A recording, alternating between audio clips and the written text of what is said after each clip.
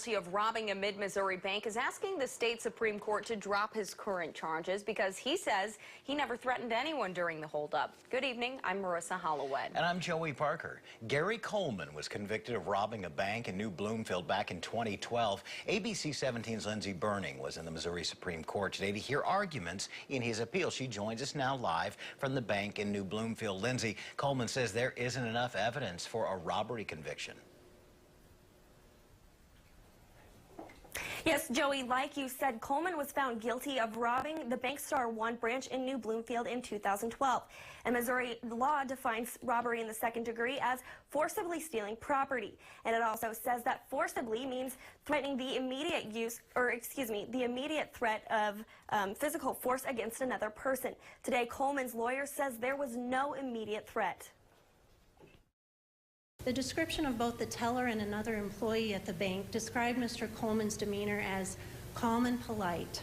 He never raised his voice. He was not loud. He asked the teller to do him a favor and put the money in a bag that he handed her. During the incident, the Bank Star One teller put about $1,500 from her drawer into the bag and handed it to Coleman. When the manager came over, Coleman told her to stop where she was, and he left the bank.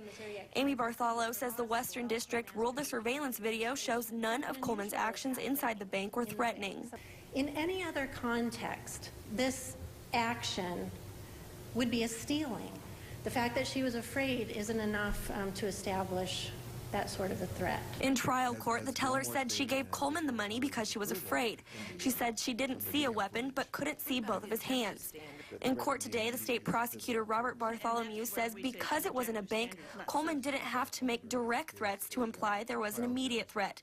But Missouri Supreme Court Justice Patricia Breckenridge didn't agree. Simply because you know there's the potential anytime there's a bank robbery that the robber could potentially use force doesn't mean that it's a threat of immediate use of force. Bartholomew says an immediate threat is determined by what a reasonable person would consider a threat. But a few of the justices say that is too subjective and there needs to be a definite law about where to draw the line between robbery and stealing. In both those cases, the people being stolen from are going to be very scared and intimidated. Coming into a bank and taking money from a bank ought to be punished more than just stealing.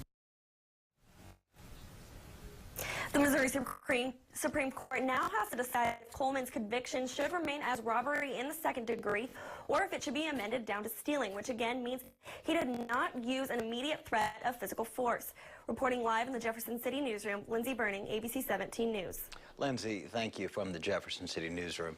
Coleman is currently serving a 10-year prison sentence in Farmington, Missouri.